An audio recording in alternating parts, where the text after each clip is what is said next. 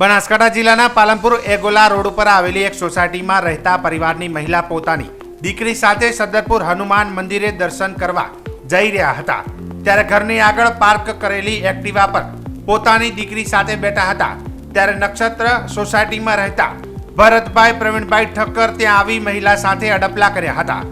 તેમજ 6 વર્ષની બાળકીએ માતા સાથે થયેલા કૃત્યને લઈ ભયભીત થતા દીકરીએ બૂમાબૂમ કરતા સોસાયટીના લોકોએ મહિલાને બચાવી તેમજ મહિલાની સાસુએ ભરતને ઠપકો આપતા અપશબ્દો બોલી મહિલાને બીજી વાર મળીશ તો તને જાનથી મારી નાખીશ તેમ કહી જતો રહ્યો હતો ત્યારે હાલ તો છેડતી કરવા અને તે બાદ મહિલાને જાનથી મારી નાખવાની ધમકી આપવા મામલે પોલીસ ફરિયાદ નોંધાઈ છે તેમજ પોલીસે સીસીટીવીના આધારે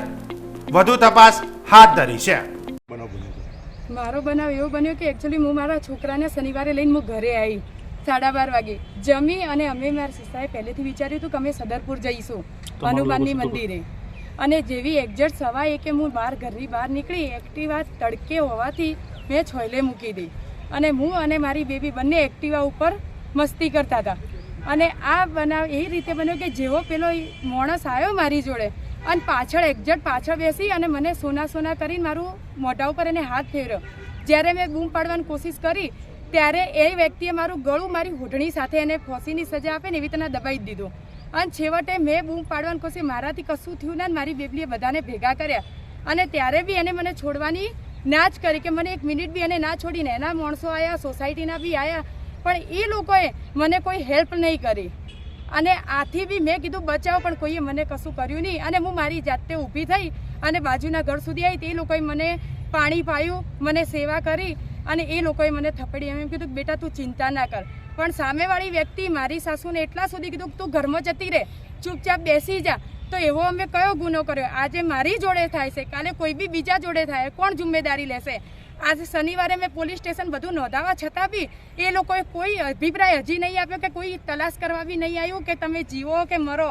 અને મારી સોસાયટીવાળાને બી હું કહું કે એ લોકોએ તો મને કોઈ મદદ માટે બી નહીં આવે આજ હું 6 વર્ષથી રહું તો મને નહીં ઓળખી શકે તો એ લોકો બીજાને કેવી રીતે ઓળખ્યા જે પાડોશીને હાલ મદદ કરવા એ લોકો તૈયાર થઈ ગયા તો મને કેમ મદદ ના કરી કોઈ વ્યક્તિ મારા ઘેર આવીને સમાચાર નહીં પૂછ્યા મને કે મારા પતિને કે તમારા બૈરાને શું થયું શું નહીં થયું કોણ છે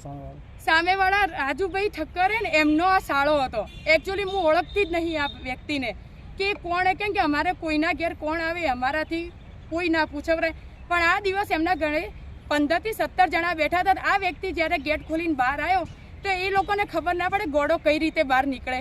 એ લોકોને એના કેડે 5 મિનિટ કેડે એ લોકો જ્યારે મેં ચીકારી પાડીને ત્યારે એ લોકો બહાર આવ્યા ત્યાં સુધી કોઈ નહીં આવ્યું ને એના પાછળ જે વ્યક્તિ હતો એ બોલો બાઇક લઈને જાય તો ઘોડાને પહેલાં પકડવો પડે કે બાઇક એનું પકડવું પડે પોલીસ દ્વારા શું કાર્યવાહી કરવી સીસીટીવી ફૂટેજની અંદર બધું જ દેખાય હું કોઈ ગલત બોલતી નહીં તો બી તમે એવું હોય તો મારા સીસીટીવી કેમેરા ચેક કરો